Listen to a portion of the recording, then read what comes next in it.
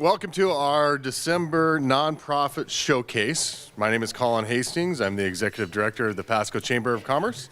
And we're excited to have such a great turnout. This has kind of been a tradition now for the Pasco Chamber over the last few years, giving us an opportunity to highlight some important nonprofits that are in our community. So with that, I want to give many thanks to GISA Credit Union for being our luncheon sponsor today. They play a pivotal role in our little program a little bit later, which I will talk about. And also wanted to make mention to and give thanks to Lowe's on Road 68 for donating the beautiful poinsettias today to give us a little bit of holiday cheer. I know that Chai Flores is here, who's a manager at Road 68, so we're happy to have them on board. And then I'll go through a little bit more before we get into the nonprofit showcase of how we can donate and how GISA plays a role into matching some of those funds as well too. So pay attention at that time. With that, I think it's time for us to give our Pledge of Allegiance. So if you could please rise and join me in that.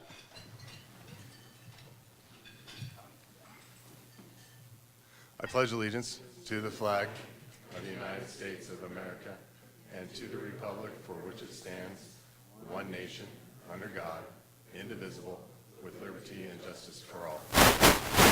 Thank you. You may have a seat.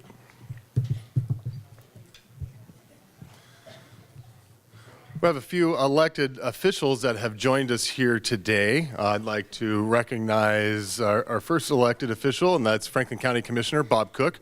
Bob, if you could stand up, let's give him a round of applause. We also have Pasco City Council member Blanche Barajas. Blanche, if you want to stand up, be recognized. And I saw on the RSVP list, but he might not have made it yet, but Dave Milne as well too. He's a Pasco City Council member. Yeah, he hasn't snuck in yet, but we'll just, when he walks in, we'll just start clapping. So we have a big program today, so we're going to truncate some of our normal agenda, but I want to jump forward to taking an opportunity to introduce a new member to the Pasco Chamber of Commerce. So at this time, I'd like to invite Rob DiPiazza with Hometown Values to come up and say a few words. He's no stranger to the Pasco Chamber. He's been a member with Artistic Portraits, but he's got a new endeavor. So with that, let's welcome Rob. Thank you. So yeah, like Colin, you're much taller than I am. Anyway, what Colin said, I've actually been a member of the Pasco Chamber for about 10 years. I've served on the board for a few years, right? Yes, yeah. Helped with lots of events. I do almost all the photography for the Pasco Chamber over the years of the board. But we've recently purchased Hometown Value Savings Magazine, which is a direct mail magazine that is never actually mailed in Pasco.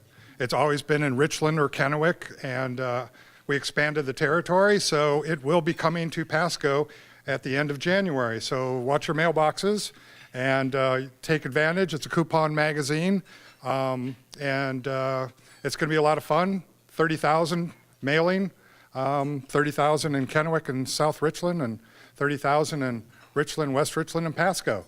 And it's a beautiful magazine. There's some copies up there of our latest issue, which was the holiday issue. Feel free to take one. And last but not least, any chamber member that would like to advertise in the magazine will get $59 off on their first ad. So get in contact with me, please, and we'll talk. All right. Thank you. Thanks, Rob. You're way too quick. Let me give you your plaque, and we'll take a picture afterwards. Very good. Congratulations. Thank you. And keep an eye out in your email inbox this Wednesday. We'll be sending out information on the Pasco Chamber discount for Hometown Values. But I'm excited to have them coming over on this side of the river. Couple of events that maybe you haven't heard about. I'd be surprised you hadn't, but Pasco Chamber, it's a busy time of year for us just because January we have two very large events, and that's our Eastern Washington Ag Expo and our Mid-Columbia Ag Hall of Fame. We're still looking for more participants in our Eastern Washington Ag Expo. We actually have done very well in terms of the vendors. Normally we have nearly 100 vendors that are and exhibitors that are going to be there. And we sell out actually more space than exhibitors, and we're trending in the right direction. But if you're still considering it, give us a call at the Pasco Chamber. It's at Track in Pasco on January 8th and 9th. Just to mess with everybody's schedule, our January luncheon will be at Track in Pasco on Wednesday. So this is one of the few times, and I think I have a little thing on our advertisement that we meet, the second Monday of every month. With a few exceptions, this is one of those exceptions. So January 9th at Track, Alex McGregor of the McGregor Company is going to be our keynote speaker. So we're really thrilled to have him, as well as plenty of seminars and Cattlemen's Connection. Lamb Weston will be there. They're our premier sponsor, and they're going to have their fry shack inside. So you'll have to come over and try all their great food that they'll have, as well as having food vendors there on site as well. It's an action-packed program over 2 days, so easternwashingtonagexpo.com is where you'll find all the information, and very happy with all the support that we've received from that. Fast forward a couple of weeks from there is our Mid-Columbia Ag Hall of Fame, and Port of Pasco is big boosters of this event for many years. It's going to be on January 17th here at the Red Lion, and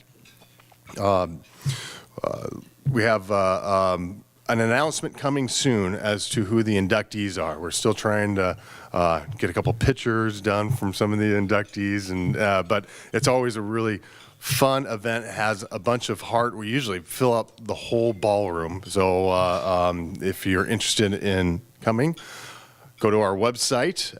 You're able this year. We're starting something, finally getting to the 21st century, where you can reserve your dinner options online and pay online as well too. Normally we have just steak, but we're adding a couple other entrees of fish and chicken, vegetarian as well too. So I'm encouraging you that are planning on attending, registering through our website, and you can register a whole table as well too.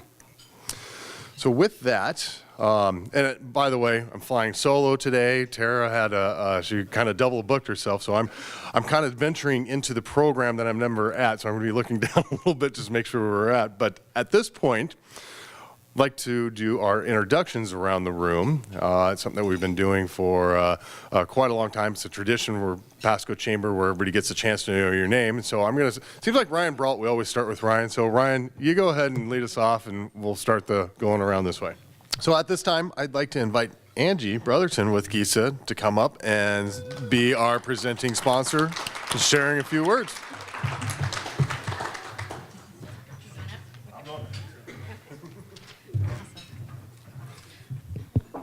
Colin, you are tall.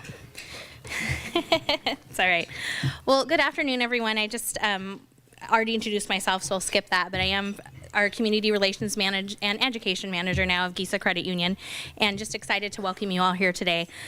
This year, GISA is celebrating our 65th year of providing excellent member service throughout Eastern Washington and beyond.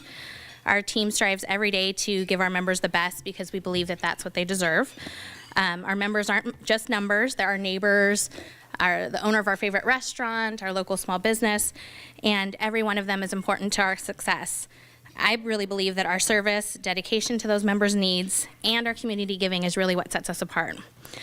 So that's why partnering with the Pasco Chamber for this annual nonprofit luncheon really is a perfect fit for us. Last year, we delivered over $900,000 back into our communities, and I'm really excited to say that we're going to exceed that number this year, and every year it just grows more. And we're happy to hear and to see many of the nonprofits that we supported this year, like the Union Gospel Mission and the Children's Reading Foundation, here today because they do such great work in our communities. And while these organizations may target different groups to help, really at the heart of what they're doing is people helping people, which is a motto that we live every day. So later in the program, you're going to hear from these wonderful nonprofits, And one of the ways that you can join GISA in giving back is by simply completing the cards that are on your table. So I think we've got one slide that says $5, but it's actually $10. So it's super easy. You just fill out the form, and I think Colin's going to go over this a little bit later. Just fill out the form, give it to one of your favorite nonprofits here, and we're going to make a donation on your behalf there. So I'm not going to take up too much time because we definitely want to give our nonprofits a chance to share all the great work that they do.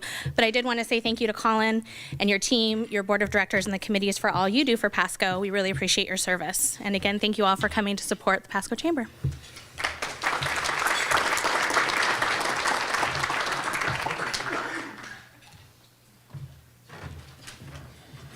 All right, as Angie mentioned, the nonprofits that we're going to showcase today, they include the Children Reading Foundation of the Mid-Columbia, the Rude Mechanicals, U Medical, Columbia Basin Dive and Rescue, Grace Clinic, KC Help, and Tri-Cities Union Gospel Mission.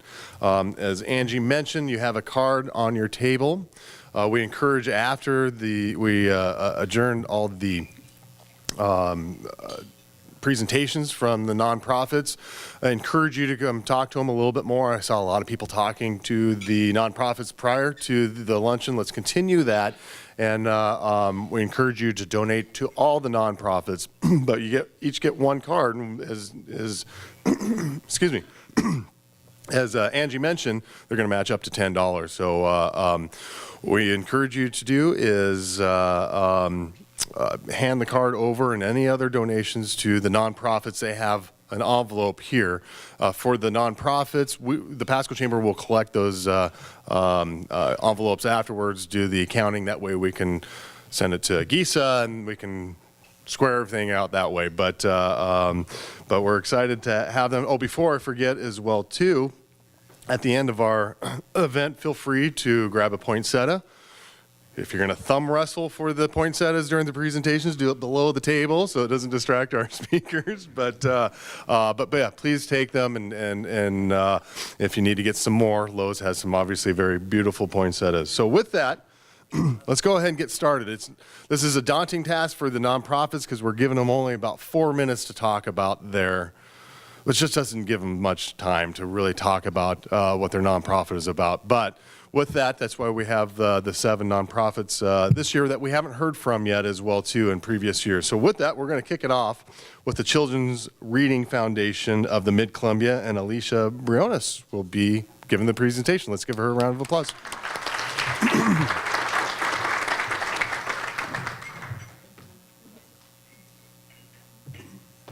Oh, this is very high. That's okay. Hi, everybody. My name is Alicia Briones, and I am the director for Team Read, which is a program of the Children's Reading Foundation of the Mid-Columbia. Is anybody familiar with the Children's Reading Foundation? You guys heard of us? Yeah, awesome. How many of you have heard of Team Read? All right. Okay, that's exciting. All right. Well, you used to volunteer with us. Yes, his mother was one of my on-site coordinators for a very long time.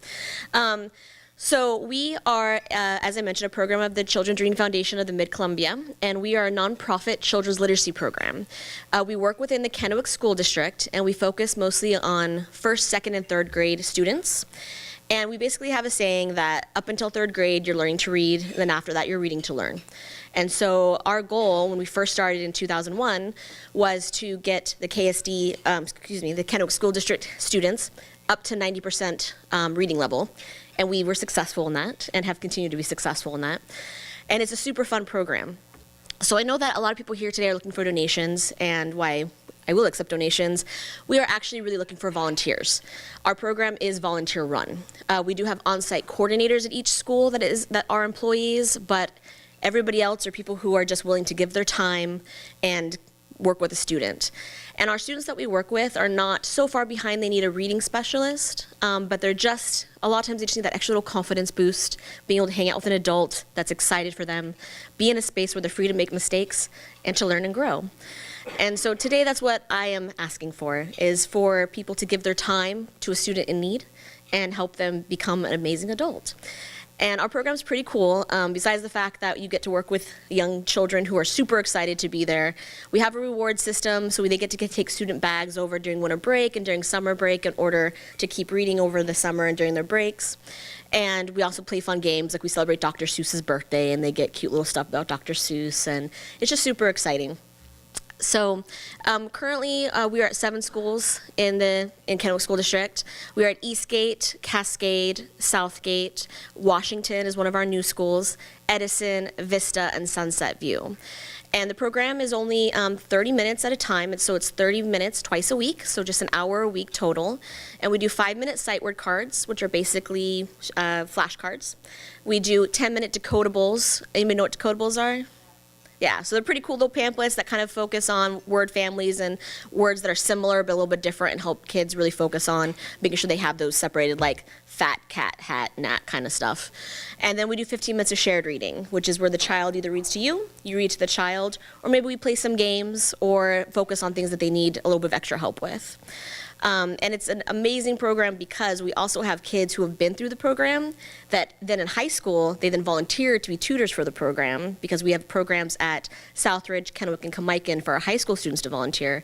And then they continue to volunteer as adults. So we have quite a few people who are here as lifetime Team Read volunteers, which is pretty awesome. Are there any questions? Yes, ma'am. We are currently not in Richland or Pasco. We are contracted with the Kennewick School District. So we've talked to Richland and Pasco. I would encourage you, if this is a program you think might be interesting for your schools to have, please talk to your districts because it's really up to them if they would like to do something along those lines. I would personally love to expand. That would be wonderful. Like I said, we found great success with our program, and so we're really looking forward to sharing that with, nationally, or at the very least, regionally. Any other questions?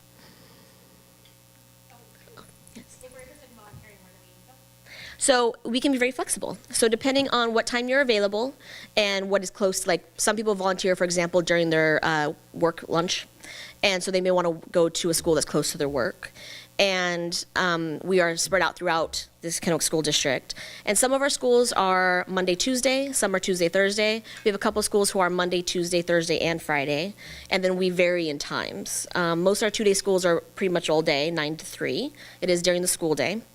And then our 4-day schools are usually kind of afternoon, sometimes in the mornings. So essentially, if you're interested, please come speak with me, but I also have a table over here with pamphlets, and you can contact me and I will send you a tutor questionnaire that kind of asks you about your schedule, and it also will tell you, basically we can work it out together and figure out what works for you. That's a great question, thank you. Okay, I gotta go, thank you.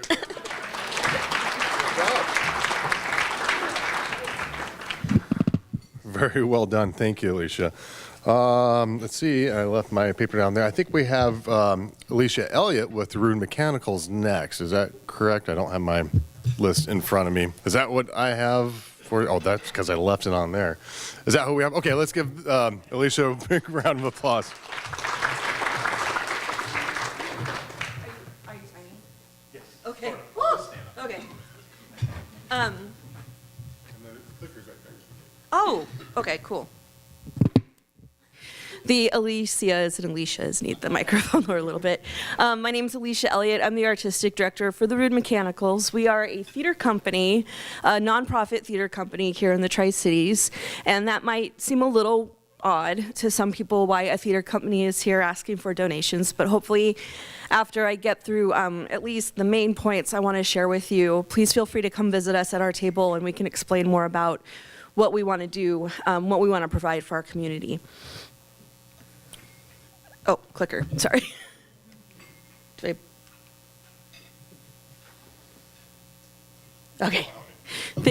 I'll click at you. Okay, perfect.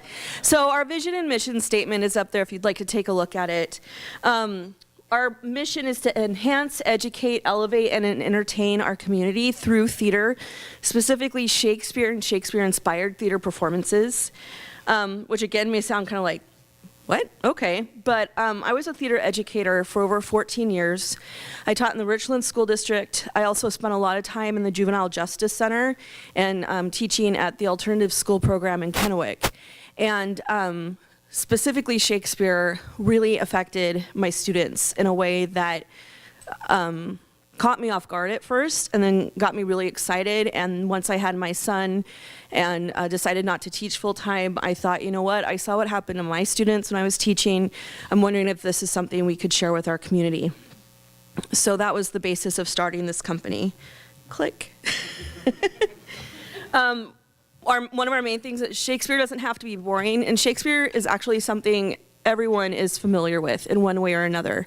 If you've seen The Lion King, you've seen Hamlet.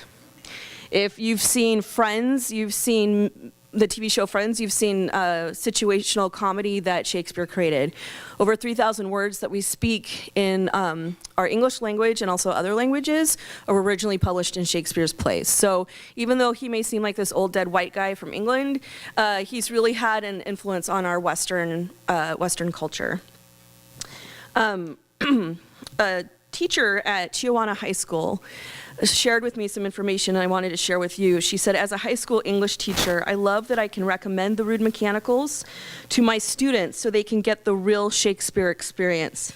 Shakespeare was made for live performance, not textbook reading. Shakespeare never meant to have his plays put in textbooks to torture high school students. They were meant to be watched, and they were meant for everyone. Good job. You're right on it.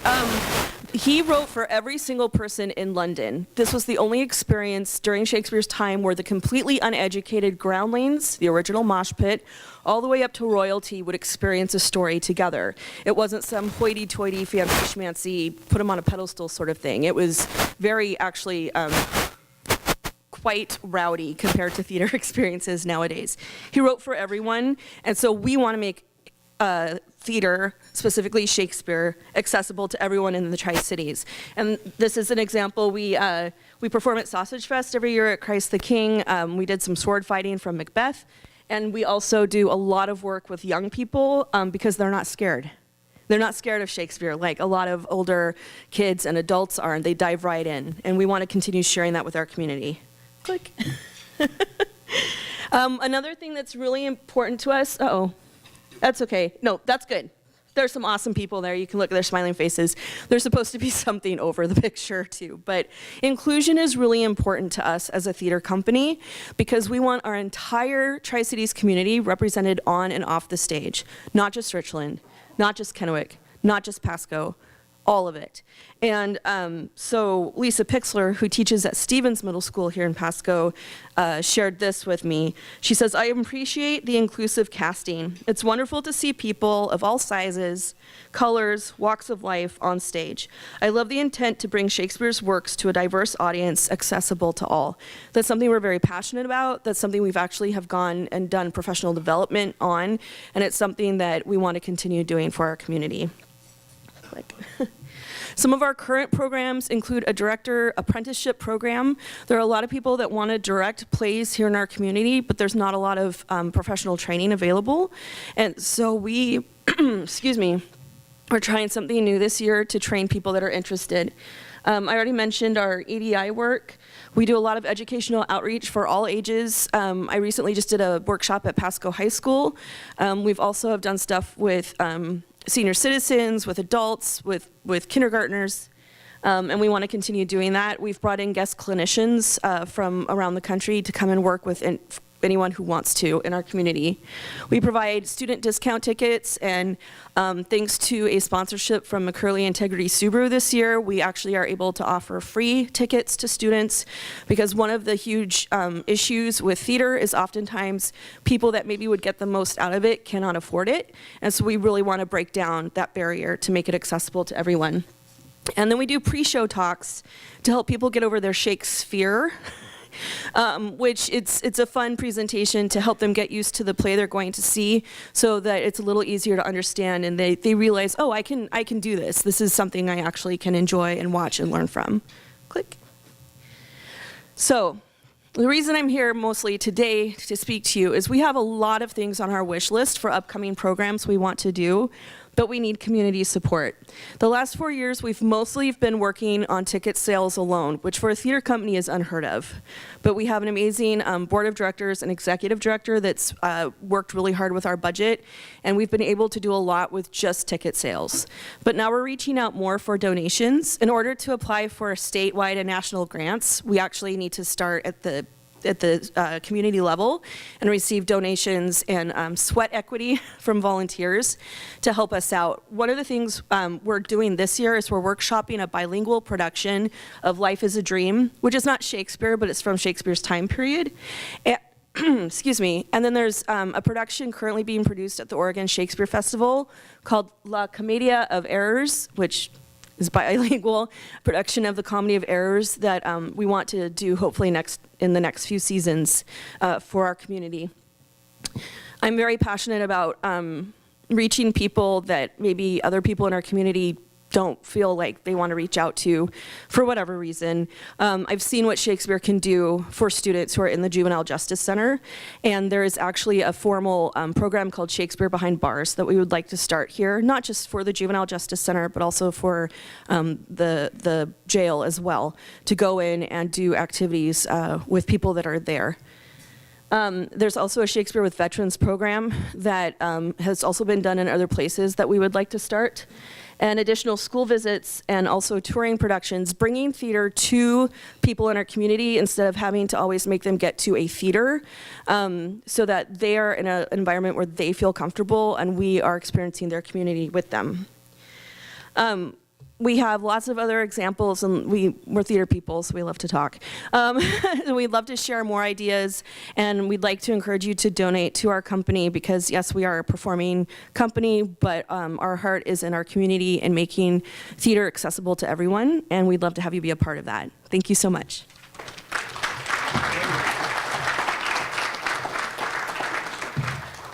All right, Brandon's got he's got it down now. So Brandon Gregory with U Medical will be giving our next presentation.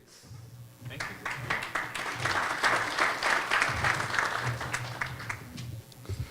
Well, good afternoon, everyone.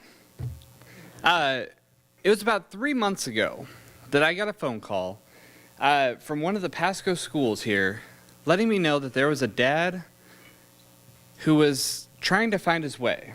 He had just recently found out that he was going to be a dad. His girlfriend was about 6 months pregnant, and he had been working all summer long trying to earn money to buy some of the new parent essentials. Baby clothes, diapers, strollers. When I got that phone call, I set up a time to go meet with him, and it was the craziest thing. He was terrified. Who would have guessed, right? He was terrified, and he had no idea what his new baby was going to need. He was trying to buy clothes, he was trying to buy diapers, but he had questions like, what size diapers should I buy? What size onesies? What should I expect with the new baby? My name is Brandon Gregory, and I'm the fatherhood coordinator of U Medical. This young man that I met with is one of many men that I've met coming through our U Medical services over the past about 2.5 years. We started a fatherhood program because as U Medical, we offer free pregnancy tests, free ultrasounds, parent training for new parents, for anybody in the community. We don't charge for any of our services, but we would get a lot of moms coming through. And they would come through with the pregnancy test, they would come through for the ultrasound, and we would have these random guys sitting in our lobby, just kind of playing on their phone, kind of disconnected from the whole thing. And we realized that it takes two to make a baby. There's a lot more to this than just pregnancy tests, just ultrasounds. While those are very powerful things to be able to offer to our community, the men coming through our centers needed someone to sit down with them and talk through what it looks like to become a dad for the first time. To talk through, well, I don't have enough money for diapers. Or we've been fighting a lot, and all of a sudden, now we're pregnant, right? Some very real life stuff. So we are a nonprofit. We're a faith-based organization, and we seek to empower women and men to make life-affirming choices, especially in regards to pregnancy and sexual health. Two of the most volatile moments of our lives, right? And very personal things. When we have a baby, it's a very personal moment, especially when you get that pregnancy test, right? Whether you're a guy or a girl. For me, being the fatherhood coordinator, I tend to go on and on about our fatherhood program, and today is no different than that. we do have some very exciting things happening with our fatherhood program. We've just recently, last week, we've been partnering with our local health department to start what's called a community mobilization around father involvement. So the goal of the mobilization is to increase father involvement and decrease father absenteeism. Research tells us that if there's an active, involved dad in the home, teenage girls are 7 times less likely to become pregnant. And that's a huge number. Teenage boys are 4 times less likely to become addicted to drugs throughout their lifetime. They're 4 times less likely to become incarcerated, and the stats go on and on and on. I won't do that, though. Don't worry. Having an active, involved dad in a child's life is huge. It cuts out a lot of the negative things that can happen, and it increases a lot of the positive things. So kids in school, they will test better. They'll get better grades. They'll have more healthy social relationships. So with the community mobilization, we are looking for community leaders to help influence what that looks like, because it's for Benton and Franklin counties. We are looking for more guys to become involved with that. And as U Medical, everything that we do is funded and run by volunteers and donations, with the exception of the fatherhood program. We have partnered with the health department for a grant for that, just to expand the number of father training groups that we're running, which is super exciting. Because when I first found out that my wife and I were pregnant, I started looking around for resources. I started saying, I want to be a good dad. I want to be the best dad that I can be, but I have no idea what to do with a baby, right? I hadn't had a lot of practice. I didn't have a lot of role model in my life as to what a healthy father looked like. And so I was looking around for resources, and it was really difficult to find them. So for me personally, this is a labor of passion. I think that it's absolutely essential for the dads in our community to have somewhere to go for the free pregnancy tests, for the free ultrasounds, but also to ask the questions, how do I change a diaper? What do I do with the baby that's crying? What if he's really frustrating me and he's still crying and I can't figure out what to do? Those things are essential for having active, involved dads in the lives of our kids. So that is U Medical. Thank you very much for having us. It's an honor to be here with you guys. Thank you very much.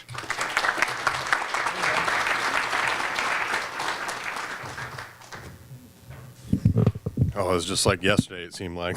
We brought home our first. Everybody can relate to that, it seems like, if you have kids. So thank you so much, Brandon. So next up on the agenda, we have Ron Hall with Columbia Basin Dive and Rescue to share a few words. Let's give him a warm Pasco welcome.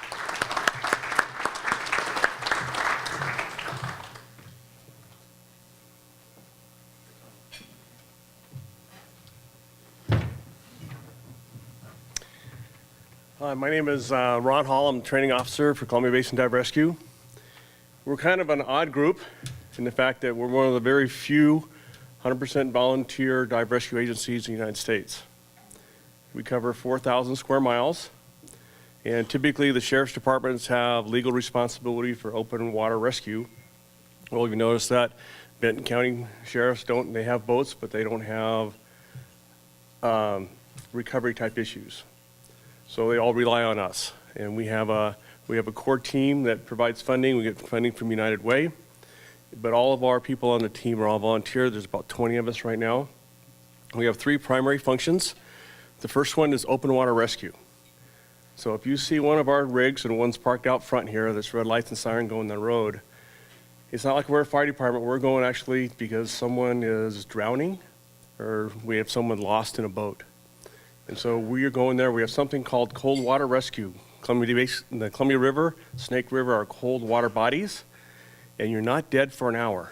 If we can get to you within an hour of your drowning, then you have an opportunity to be revived and go back to your family again.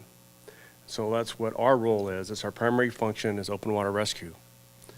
Our secondary purpose is recovery. And that can be broken down into two different places. One is recovery with assistance to our police and sheriff's officers as far as finding things, whether it be something associated with a crime, whether it be a weapon or something like that. We work with those agencies to come on board with our boat, and we'll actually go try and find items, do the chain of command so that law enforcement officers can utilize that in the pursuance of their duties. The second is recovery, which is something really close and personal, and that is recovering lost ones for families. In my life, I have 3 people who have drowned. My grandfather drowned in the Colorado River in a car accident. My cousin Harrison drowned in crossing the Colorado River in a horseback. His wife got in trouble and he went back and he ended up drowning. And the third, my cousin died in a canal accident. So I know from a family member how important it is to get that person back. That they're not just lost, but to bring them back. The third thing that we do is community service. Depending on the availability of our crew, we talk to companies, we go to schools, we even have a rubber raft we take into preschools to teach people about when to wear life vests and to make sure life vests are there. We've really never had to recover somebody with a life vest on.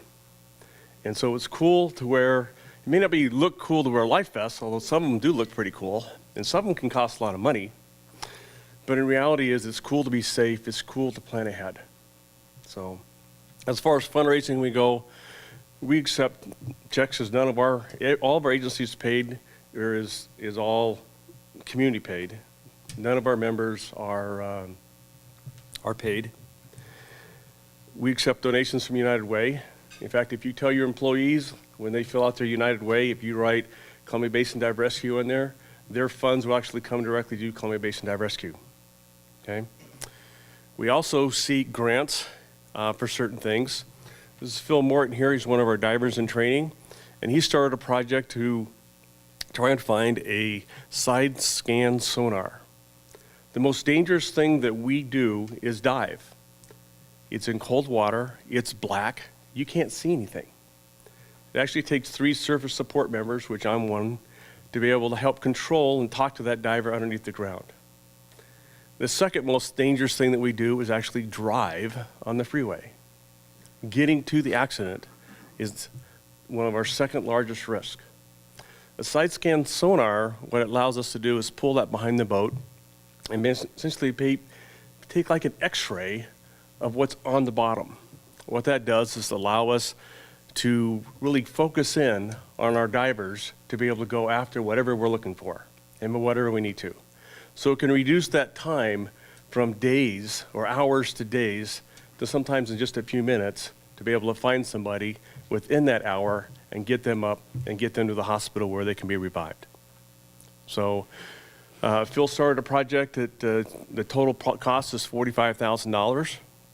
We're $13,000 short of getting that piece of equipment. And so if you can help with that, that would be greatly appreciated. If you can help by talking to your employees about United Way, whether that be donating through United Way, or if they would like to be a member, we would like to entertain having people join. We'll be looking at another recruiting class sometime this spring. It takes a year training to become one of us. So it's a time commitment thing, and it's something that's 100% give back to the community.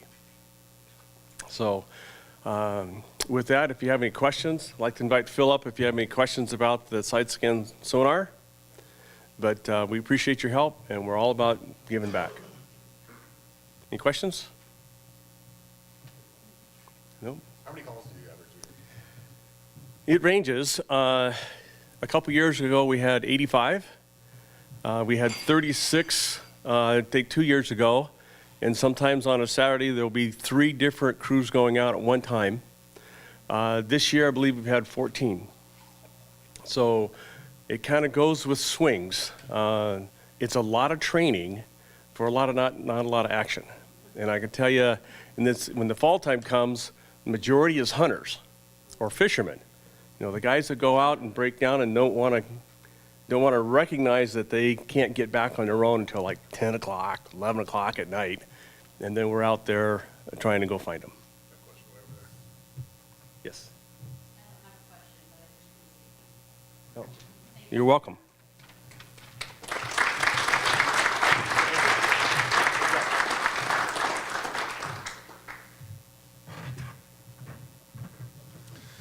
All right, cruising right along, just clicking them off. Next is Grace Clinic, and we have Mark Brault, who is going to give our presentation today. Let's give him a round of applause.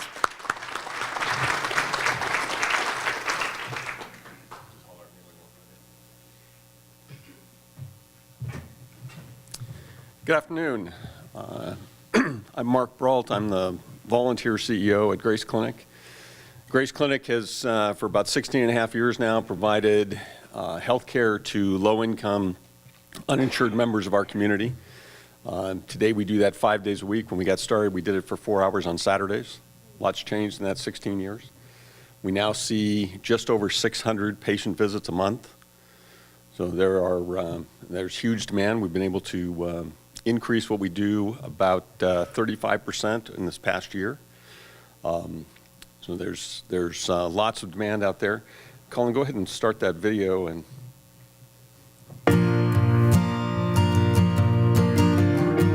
my name is Debbie Ford, and my husband's name is Robert Ford. Both of us have worked since we were 15 years old, since we got our workers' permits, and have been working all our lives and had insurance. We married, and he has had really good insurance for years, but he got hurt on the job, and it made him go on disability. And because we went on disability, we lost all of our insurance, so we went off our medications because we couldn't afford to buy them anymore. It was hundreds and hundreds of dollars a month, and we just couldn't afford it, not on disability. We were clamoring on what to do, and my niece, bless her heart, she said, "Debbie, go to Grace Clinic." It was definitely against my husband's thinking because he doesn't believe in handouts. He's always worked for what he had. And so we came to Grace Clinic and we asked for help because we were so self-sufficient. Coming into some place and asking for help was really hard. We went into our appointment and the nurses and the doctors were excellent. They treated us like human beings. And I get very emotional over this because we've always been so proud and always been able to take care of ourselves. And so when we came in here to ask for help, it was tough. It was hard, but they made it easy. They made it so wonderful. They didn't make us feel like we were below them. They didn't make us feel like we were asking for handouts. They made us feel welcome, and they took care of us. That's all I can say. They took care of us. We got our medications. We've been on them for months, and we're better off. We're healthier. And I just have to say that this place was a miracle. Absolute miracle. When we walked out of here the day they helped us, we left here with our heads high. We felt loved, and we thank God every day that this place is here. Because if they wouldn't be here or hadn't helped us, who knows? Who knows where we would be? We wouldn't be healthy. We wouldn't be where we're at if it wasn't for Grace Clinic. They've always had their arms open to us, and I appreciate that so much.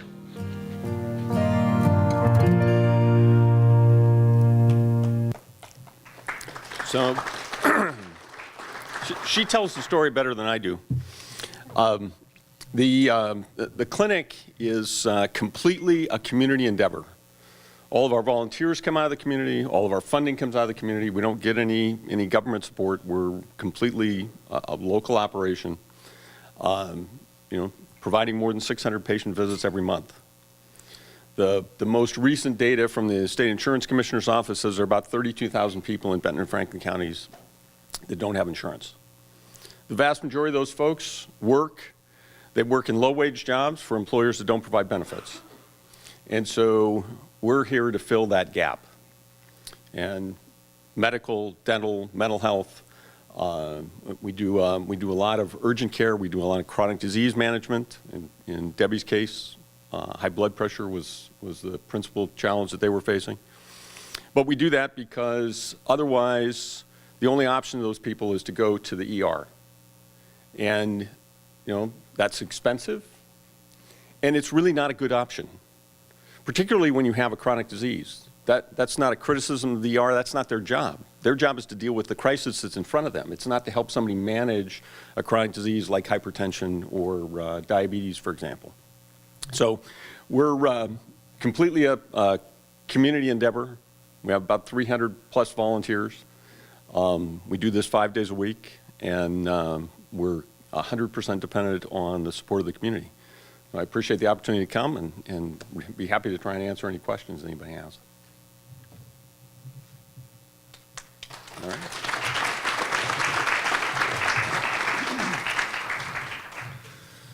Okay, next is KC Help, and we're going to have Jerry Rhodes come up and give a presentation on that as well. And we'll see if, all right, we're working here. Let's give Jerry a round of applause. Come on up. That's going to slide you that way. Okay. Well, good afternoon. And thank you for this opportunity. It's amazing that we live in such a community that we have the kind of people who've been up and talked to you before in our midst. It's really gratifying to see that kind of generosity and that kind of care in our community. I'm also a volunteer CEO and founder of KC Help 22 years ago. And I'll give you a little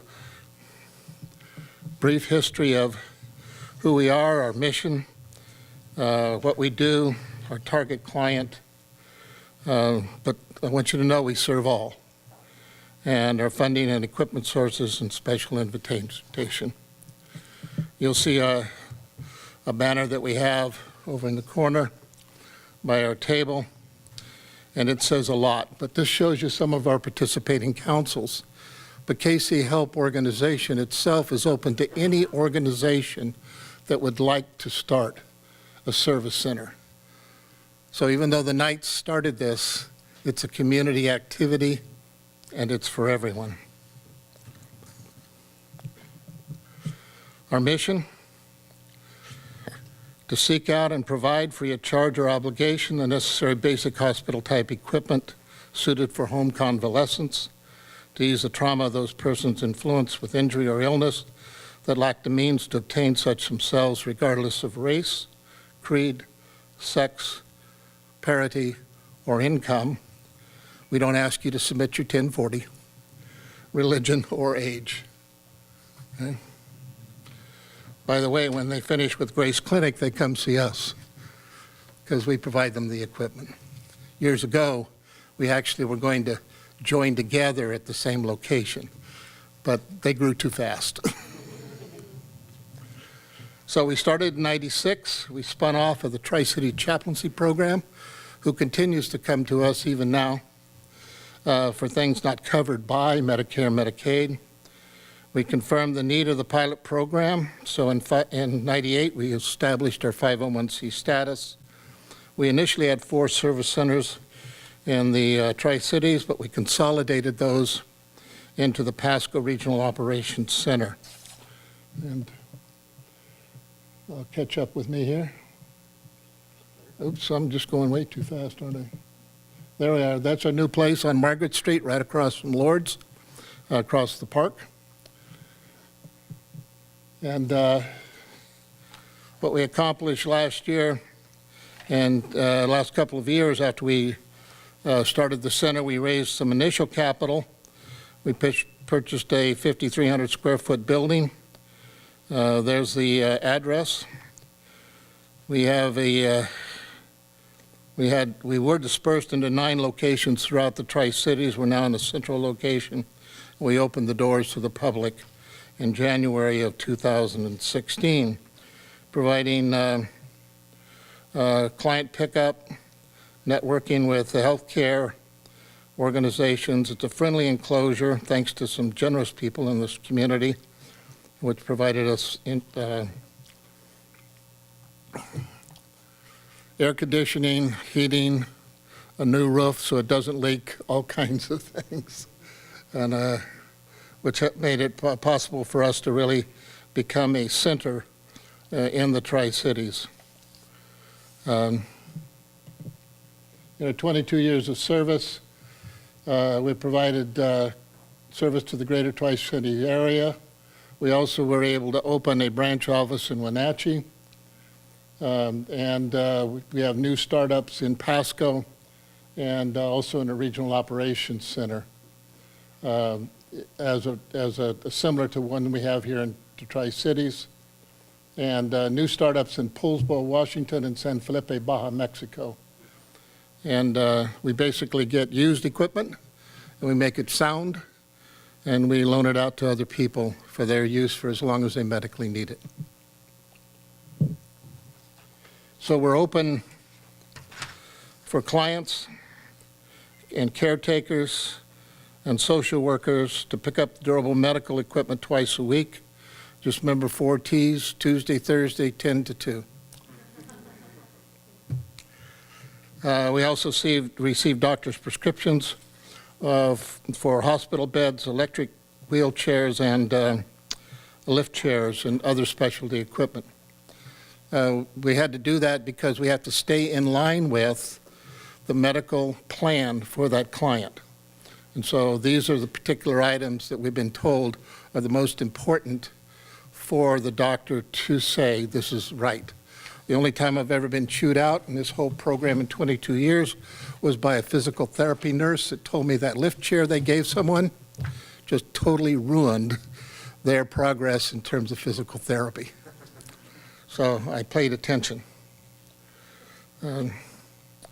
Our target clients are those who do not have insurance, do not have Medicare, Medicaid. That's our target client.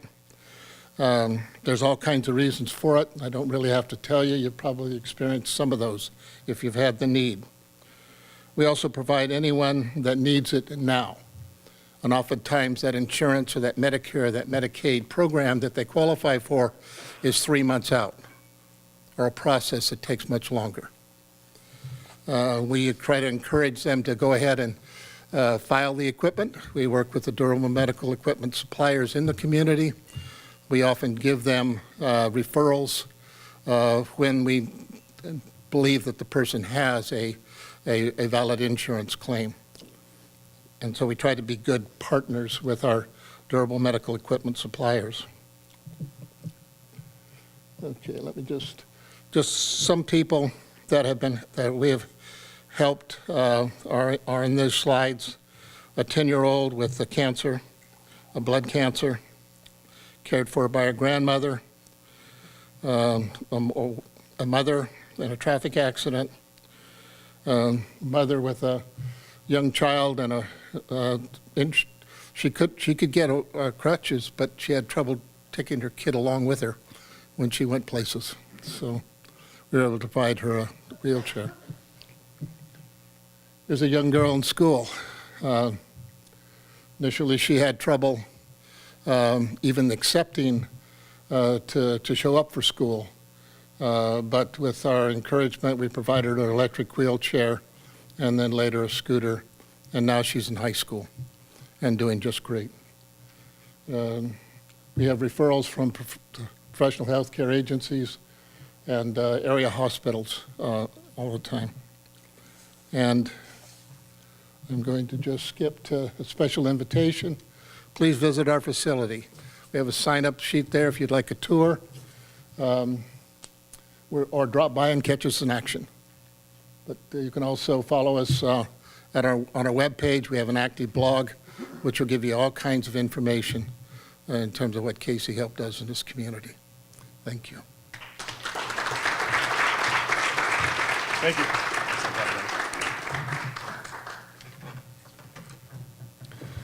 All right, on to our final presentation with Tri-Cities Union Gospel Mission. We have Charis Warner, who's going to, there she comes, just run around the bend. Here we go. Let's give her a warm Pasco Chamber.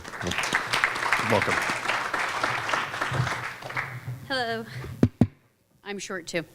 Thank you guys so much for waiting for my spiel.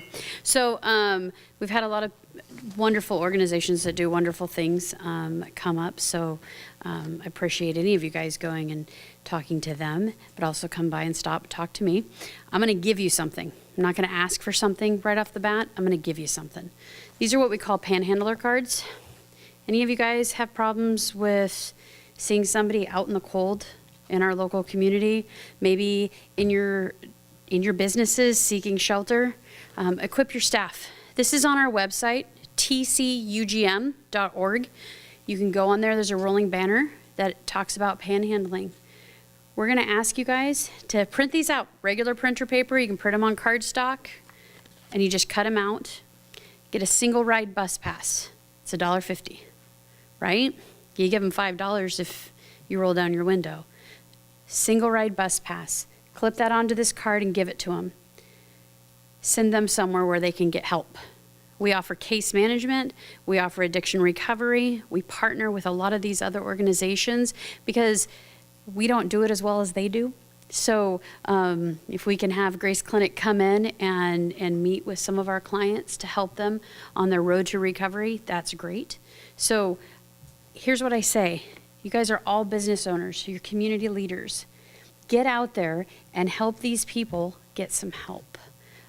We don't want a tent city here in our community. So we built a new 40,000 square foot men's recovery facility. There are rules and criteria that they have to follow. So please know that. Please stop by and talk to us. Schedule a tour with your staff. Come in, volunteer. We're 100% community ran, so we don't get any government funds whatsoever. Not county, not state, not federal. So it's private people in the community that paid for that beautiful facility that we have. That was paid for by you guys. So come in, see what it's like, and help us run it. So I'm going to be really quick because I know that our time is short. So thank you guys so much. I look forward to talking to you.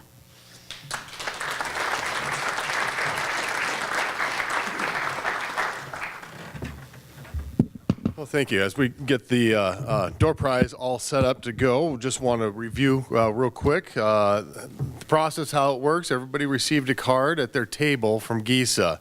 Go ahead and fill that out with whom you like to donate the $10 from GISA to, but encourage you to add on to that. If you so choose to make a pledge, there's still some room on there. We don't have it written out, but please provide your email address, maybe a phone number, and the pledge amount too, and then we'll make sure that the nonprofit is able to follow up with you. But we appreciate your participation today. As I mentioned again, our January luncheon is at Track on Wednesday the 9th. Martine, can you grab, let's see, we have a couple door prizes. Martine, can you have him grab a couple winners? All right, and so this is from Hometown Values. All right, and it's Michael Morales. There you go. Congratulations. And then next is from GISA Credit Union. It's a very lovely gift basket. And Martine's trying to find his card. Unsuccessfully, he did not, but Ben Cox, you are the proud winner of it. So congratulations. Please hang around and visit with our nonprofits. Take advantage of these cards. And as I mentioned too, there's pens on your tables. If you feel like pledging in addition to that, please do so. Thank you and have a great holiday season.